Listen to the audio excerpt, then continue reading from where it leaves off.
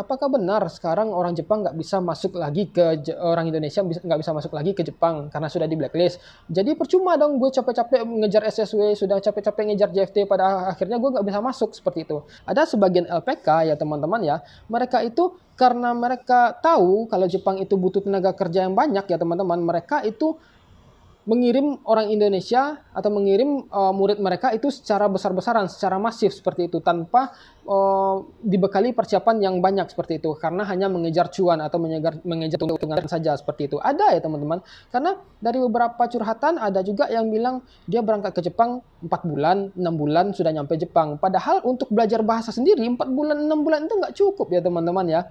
Mereka tidak akan peduli teman-teman itu dari daerah mana, bekerja di mana, TSK teman-teman apa, mereka tidak akan peduli sampai sana. Mereka itu hanya taunya, oh ternyata yang bikin ke owner itu orang Indonesia. Ya artinya orang Indonesia ini suka bikin gaduh. Ya cukup sampai di sana, habis ya teman-teman ya. Artinya di situ teman-teman sudah berhasil membuat image orang Indonesia itu buruk di mata orang Jepang seperti itu ya teman-teman ya.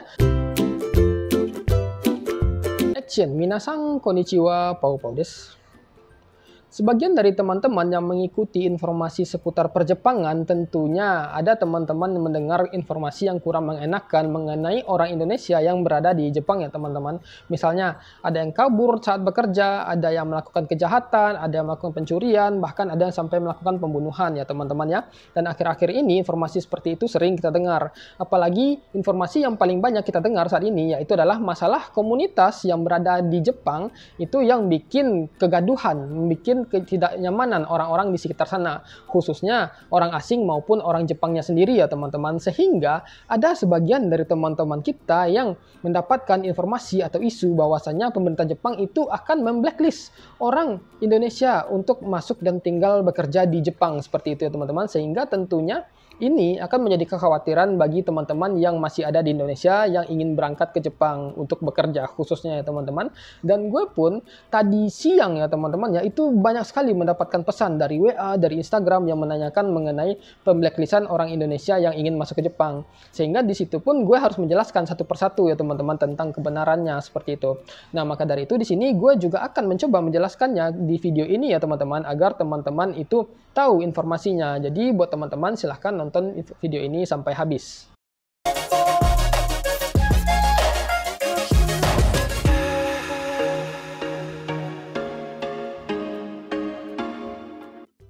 Nah, perlu teman-teman ketahui untuk populasi pemegang visa Tokutegi no Ichigo terbanyak di Jepang itu ada di orang Vietnam ya teman-teman ya. Dan negara yang kedua itu adalah negara Indonesia. Jadi dua negara ini adalah pemegang visa Tokutegi no Ichigo terbanyak di Jepang ya teman-teman. Jadi karena warganya banyak, populasinya banyak, biasanya tingkahnya pun juga banyak ya teman-teman. Dan teman-teman bisa cek, bisa lihat bahwasanya orang Vietnam di Jepang ini sering bikin ulah. Orang Jepang akhir-akhir ini juga mulai niru-niru orang Vietnam bikin ulah seperti itu ya teman-teman ya. Dan sebenarnya untuk wacana pemblacklistan orang asing ini memang udah sering gue dengar. Di tahun lalu itu ada rencana kalau orang Vietnam itu akan di blacklist, tidak diterima lagi untuk bekerja di Jepang. Kenapa? Karena mereka sering bikin ulah, sering bikin onar, sering melakukan penjualan barang-barang yang terlarang seperti itu ya teman-teman. Nah, sekarang orang Indonesia pun mulai ikut-ikutan seperti itu. Sehingga karena tingkah-tingkah mereka yang mulai bermacam-macam tadi, muncul juga lah isu kalau orang Indonesia itu akan di blacklist oleh pemerintah Jepang agar tidak masuk ke Jepang seperti itu. Nah, apakah informasi ini benar? Nah, sejauh dari informasi yang gue tahu ya teman-teman, yang atau gue lihat belum ada belum ada informasi tertulis mengenai pemblacklistan orang Indonesia yang ingin masuk ke Jepang ya teman-teman ya. Jadi masih belum bisa dipastikan apakah informasi ini benar atau tidak seperti itu. Tetapi walaupun begitu ya teman-teman ya, dengan adanya hal-hal yang terjadi belakangan ini ya teman-teman, memang banyak pihak-pihak TSK atau KUMIA ya teman-teman yang sekarang sudah mulai gatekeep ya teman-teman ya, sudah mulai selektif dalam melakukan perekrutan orang asing yang akan mereka bawa ke Jepang. Nah, jadi memang ada beberapa TSK itu yang sudah mulai tidak mau melakukan perekrutan terhadap orang Vietnam ataupun orang Indonesia seperti itu, karena mereka sudah banyak ulah. Dan sekarang orang TSK atau orang KUMIA mereka lebih fokus dalam perekrutan orang Mongolia dan orang Filipina. Kenapa demikian? Karena kasus kasus kejahatan yang dilakukan atau pelanggaran yang dilakukan orang Mongolia dan orang Filipina itu tidak adalah yang paling rendah ya teman-teman, berbeda dengan dua negara terbanyak populasi Tokute Gino Ichigo-nya ini, Vietnam dan Indonesia, seperti itu ya teman-teman ya. Nah, tetapi walaupun begitu ya teman-teman, teman-teman tidak perlu khawatir. Teman-teman masih tetap bisa masuk ke Jepang ya teman-teman ya, karena memang informasi blacklistnya itu tidak resmi ya teman-teman ya. Tetapi walaupun begitu, gue pernah cerita sekitar 1 tahun yang lalu ya teman-teman tentang curhatan TSK gue yang lama ya teman-teman. Jadi mungkin di sini gue akan coba cerita lagi ya teman-teman. Jadi TSK gue yang lama itu, mereka dulu adalah TSK yang fokus dalam perekrutan orang Vietnam ya teman-teman. Jadi apapun bidangnya itu banyak orang Vietnamnya, seperti itu. Tetapi karena orang Vietnam itu banyak tingkah, banyak ulah, suka kabur, berantem dan segala macam, sehingga orang TSK gue yang dulu itu sejak dia kenal gue ya teman-teman, mereka itu memutuskan untuk melakukan perekrutan orang Indonesia. Kenapa? Karena mereka taunya orang Indonesia itu bahasanya bagus, mereka bisa bekerja, mereka gigih, mereka majime, mereka rajin ya teman-teman ya. Itu yang dipikirkan oleh TSK gue yang dulu. Nah, tetapi waktu TSK gue datang kepada gue untuk menceritakan apa yang terjadi atau curhatlah tentang apa yang mereka rasakan, mereka merasakan bahwasanya orang-orang Indonesia yang sekarang ya teman-teman, mereka itu sudah tidak bisa diandalkan lagi. Bahasa mereka kurang banget seperti itu, dan mereka kalau baru nyampai 1 bulan 2 bulan itu udah minta pulang, udah minta pindah kerja, udah minta berhenti, seperti itu ya teman-teman ya. Dan kadang ada yang sampai kabur seperti itu, sehingga bisa dibilang kok nggak seperti orang Indonesia yang gue tahu ya, atau seperti orang Indonesia yang kita tahu. Kenapa orang Indonesia yang sekarang itu tidak sama dengan orang Indonesia seperti angkatan kamu dulu, kata orang TSK gue seperti itu. Ya, itulah yang dikeluhkannya seperti itu. Sehingga waktu itu orang TSK gue juga sudah mulai tidak melakukan perekrutan secara masif terhadap orang Indonesia. Mereka balik lagi ke orang Vietnam ya teman-teman. Kenapa? Orang Vietnam walaupun mereka tidak bisa berbahasa dengan baik ya teman-teman, tetapi orang Vietnam ini mereka mau bekerja, mereka mau disuruh, mereka bisa cepat beradaptasi dalam bekerja, seperti itu ya teman-teman. Dan pada akhirnya beberapa perusahaan dan beberapa TSK itu balik lagi ke orang Vietnam ya teman-teman ya.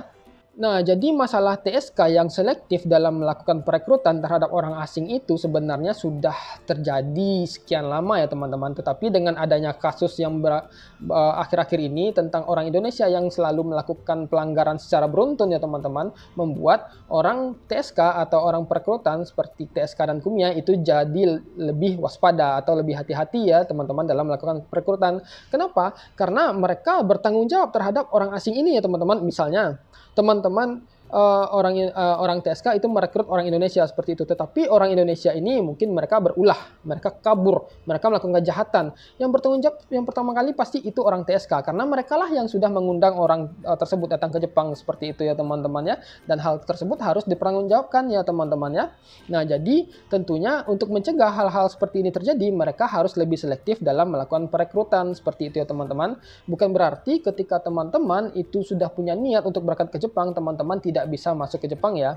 Karena memang ada juga teman-teman yang nanya ke gue, Bang, apakah benar sekarang orang Jepang nggak bisa masuk lagi orang Indonesia nggak bisa masuk lagi ke Jepang karena sudah di blacklist?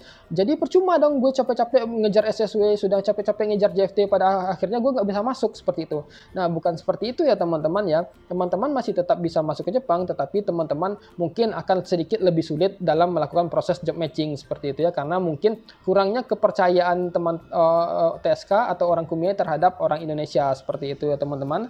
Jadi apa yang bisa teman-teman lakukan? Yang bisa teman-teman lakukan yaitu adalah meningkatkan kualitas diri teman-teman, meningkatkan kemampuan bahasa teman-teman, mempelajari seluruh budaya yang mungkin teman-teman merasa perlu saat ketika teman-teman berada di Jepang. Apa yang tidak boleh, apa yang boleh, apa yang dilarang, apa yang tidak dilarang, seperti itu teman-teman. Teman-teman harus tahu itu. Kenapa? Agar teman-teman itu jauh bisa lebih beradaptasi dan cepat bisa menyesuaikan diri teman-teman dengan lingkungan. Sehingga ketika teman-teman itu kemampuan bahasanya bagus, pengetahuan dasar teman-teman tentang Jepang itu bagus, ya teman-teman ya, sehingga nanti ketika teman-teman wawancara dengan TSK ataupun dengan perusahaan, itu teman-teman akan mendapatkan kepercayaan dari mereka. Oh, ternyata masih ada nih orang Indonesia yang bagus bahasanya, yang bagus pemikirannya, yang tahu tentang Jepang, seperti itu ya teman-teman ya. Jadi tentunya tentang kesempatan tentunya masih ada ya teman-teman. Nah, Terus bagaimana dengan teman-teman yang ingin masuk LPK? Bagi teman-teman yang ingin masuk LPK, gue sarankan, carilah LPK yang berkompeten. Walaupun nggak semua LPK itu tidak berkompeten, tapi ada LPK yang bagus ya teman-teman. LPK yang bagus itu LPK yang seperti apa? LPK yang memberikan pengajaran bahasa dengan baik, memberikan pengetahuan dasar tentang Jepang dengan baik, bagaimana kehidupan di Jepang, bagaimana aturan di Jepang, bagaimana tentang tata krama dan segala macam. Itu adalah LPK yang baik ya teman-teman. Sehingga nanti ketika teman-teman berangkat dari LPK yang baik, teman-teman itu adalah orang yang sudah siap bekerja dan pergi ke Jepang secara matang ya teman-teman. Karena ada sebagian LPK, nggak semua ya, ada sebagian LPK ya teman-teman ya, mereka itu karena mereka tahu kalau Jepang itu butuh tenaga kerja yang banyak ya teman-teman, mereka itu mengirim orang Indonesia atau mengirim murid mereka itu secara besar-besaran, secara masif seperti itu, tanpa dibekali persiapan yang banyak seperti itu, karena hanya mengejar cuan atau mengejar keuntungan saja seperti itu. Ada ya teman-teman, karena dari beberapa curhatan ada juga yang bilang dia berangkat ke Jepang 4 bulan, 6 bulan sudah nyampe Jepang. Padahal untuk belajar bahasa sendiri 4 bulan, 6 bulan itu nggak cukup ya teman-teman ya.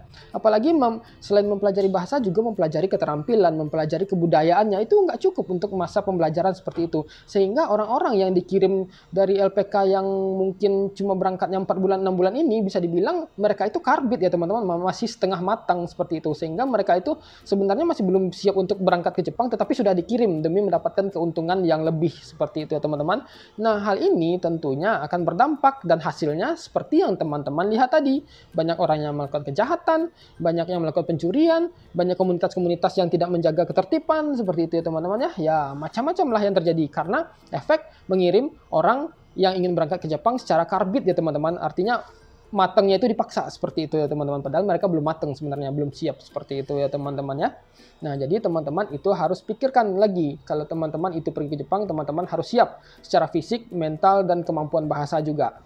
Nah, jadi ya teman-teman, gue sarankan bagi teman-teman yang mungkin sekiranya belum siap untuk pergi ke Jepang atau pergi ke Jepang itu cuma ikut-ikut orang aja. Orang pergi ke Jepang, teman-teman pergi ke Jepang. Teman-teman lihat orang-orang bisa main-main, liburan ke sana kemari di Jepang, teman-teman juga ikut seperti itu ya. Gue sarankan teman-teman jangan memiliki pemikiran seperti itu ya teman-teman.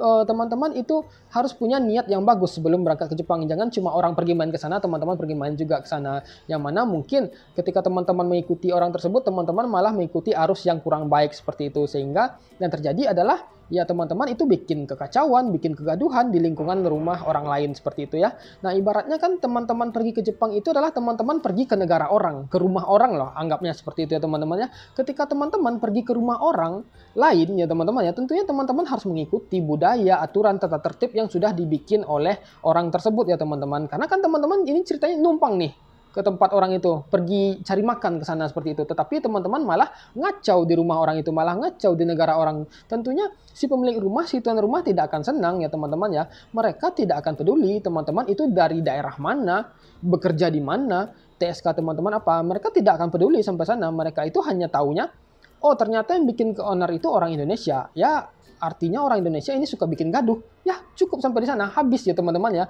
Artinya di situ teman-teman sudah berhasil membuat image orang Indonesia itu buruk di mata orang Jepang seperti itu ya teman-teman ya. Dan itu adalah salah satu cara untuk teman-teman itu merusak image yang mana dampaknya itu adalah berantai turun sampai ke bawah ya teman-teman. Ketika teman-teman merusak image teman-teman, merusak image negara teman-teman dengan tingkah teman-teman yang bermacam-macam tersebut, itu merugikan orang-orang yang ingin berangkat ke Jepang dengan sungguh-sungguh ya teman-teman, yang mana mereka sudah berjuang keras untuk belajar, mempersiapkan kemampuan bahasa mereka, menyiapkan pengetahuan mereka tentang Jepang. Tetapi karena ulah orang-orang karbitan ini, orang-orang yang bersungguh-sungguh tadi jadi dirugikan seperti itu. Artinya kan di situ teman-teman berdosa ya teman-teman ya. Teman-teman tolong pikirkan sampai di sana ya teman-teman. Jadi buat teman-teman yang belum siap, jangan ikut-ikutan seperti itu. Ya, walaupun di sini gue nggak punya hak untuk melarang teman-teman, tetapi minimal teman-teman coba pikirkan orang lain juga seperti itu. Jangan egois, pikirkan orang lain kalau teman-teman itu kalau misalnya tingkah gue kayak gini, orang lain bakal kayak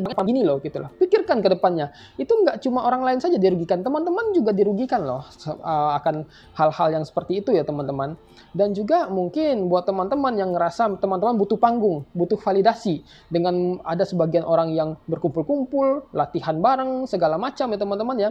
Kalau memang teman-teman itu melakukannya pada tempatnya, tidak masalah. Tetapi kalau teman-teman melakukan di lingkungan yang mana orang-orang butuh ketenangan, butuh kenyamanan, tapi teman-teman melakukan hal-hal aktivitas yang bisa dibilang tidak wajar di Jepang ya teman-teman, tentunya itu orang-orang Jepang merasa tidak nyaman, merasa terganggu ya teman-teman. Kalau memang sekiranya teman-teman butuh panggung, butuh validasi ya teman-teman ya, teman-teman silakan kontak pihak orang KBRI ya teman-teman. Karena di pihak KBRI ketika ada event-event ya teman-teman, pihak KBRI itu selalu mencari orang yang memiliki talenta. Misalnya, pihak KBRI pasti menanya, apakah ada yang mau isi acara di acara ini? Siapa yang punya bakat menari? Siapa yang punya bakat kungfu? Siapa yang punya bakat alat musik? Siapa yang punya seni bela diri? Orang KBRI itu akan menanya kepada teman-teman. Dan kalau sekiranya teman-teman tertarik, silahkan daftarkan diri teman-teman. Nanti pihak KBRI itu akan menyediakan panggung-panggung untuk teman-teman jika kalau sekiranya ada event-event, ada acara-acara di situ ya teman-teman, sehingga teman-teman bisa unjuk gigi di sana, bisa teman-teman memperoleh validasi yang dengan cara yang lebih wajar, yang lebih tidak merusak, tidak mengganggu ya teman-teman ya. Teman-teman silahkan hubungi pihak KBRI kalau ada event-event yang seperti itu, sehingga teman-teman nanti kalau teman-teman mau diakui oleh orang Jepang ya itu bagus. Nanti kan dampaknya positif. Ternyata karena teman-teman bisa menyanyi, bisa bermain alat musik, bisa bela diri, orang Jepang akan kenal dengan budaya Indonesia seperti itu. Oh, ternyata di Indonesia orang bisa bela diri ya. Oh, ternyata di Indonesia alat musiknya seperti ini ya. Oh, ternyata di Indonesia orangnya bisa seperti ini ya, seperti itu. Jadi misalnya teman-teman butuh panggung, carilah panggung yang resmi ya teman-teman ya, yang ada izinnya seperti itu. Jangan latihan di taman di belakang rumah orang yang mana bikin orang takut seperti itu ya, atau melakukan hal-hal yang tidak wajar, yang tidak dilakukan oleh orang Jepang seperti itu ya teman-teman ya. Jadi teman-teman harus tahu apa yang boleh, apa yang tidak boleh, harus tahu norma-norma di negara orang seperti itu ya teman-teman. Silahkan jaga etika dan attitude teman-teman, jaga juga tata tertib seperti itu, karena seperti yang gue bilang, dampaknya itu satu akan berantai, yang kedua itu adalah yang dicap itu bukan asal teman-teman, bukan siapa teman-teman, tapi negara teman-teman, seperti itu ya teman-teman. Jadi kalau misalnya sekiranya teman-teman ditanya oleh orang Jepang atau kenalan orang Jepang tentang itu orang-orang kamu ya yang bikin rusuh itu ya. Ya kalau bisa sebaiknya teman-teman jelaskan, teman-teman luruskan kondisinya. Bilang, oh iya itu orang Indonesia, tetapi nggak semua ke orang Indonesia seperti itu. Bisa teman-teman luruskan. Itu yang mungkin bisa teman-teman lakukan untuk saat ini ya, untuk memperbaiki citra atau image orang Indonesia di mata orang Jepang ya teman-teman. Jadi ya itu gue sarankan. Hati-hati dalam bertindak, pikirkan lagi, jangan cuma seenaknya ya teman-teman ya. Karena kita di dunia ini hidup itu berdampingan ya teman-teman, nggak cuma teman-teman sendiri aja yang hidup, nggak cuma teman-teman saja yang butuh panggung ya teman-teman ya, nggak teman-teman saja yang butuh validasi. Ada orang-orang yang mereka juga pengen validasi tapi mereka menahan diri karena mereka tahu norma dan aturan di daerah tersebut ya teman-teman. Nah jadi lebih kurang kesimpulannya adalah untuk orang asing atau orang Indonesia khususnya yang ingin masuk ke Jepang itu tentunya tidak ada belum sampai saat sekarang ya, belum ada gue mendapatkan informasi kalau orang Indonesia itu di blacklist ya teman-teman ya. Cuma kalau TSK atau PUNGNIAI mungkin mereka akan lebih selektif dalam perekrutan seperti itu ya teman-teman. Jadi buat teman-teman tetap semangat belajar, kejar kemampuan bahasa teman-teman, kejar sertifikat teman-teman. Nanti kalau misalnya teman-teman sudah memiliki kualifikasi yang cukup, teman-teman bisa melakukan job matching, apply job seperti itu ya teman-teman ya. Mungkin walaupun susah tetapi bukan berarti tidak bisa ya teman-teman. Nah jadi lebih kurang seperti itu sih informasi yang bisa gue sampaikan kepada teman-teman. Kalau sekiranya teman-teman masih punya pertanyaan, silakan tulis di komen, gue bakal jawab sebisa mungkin. Dan sampai ketemu di video berikutnya.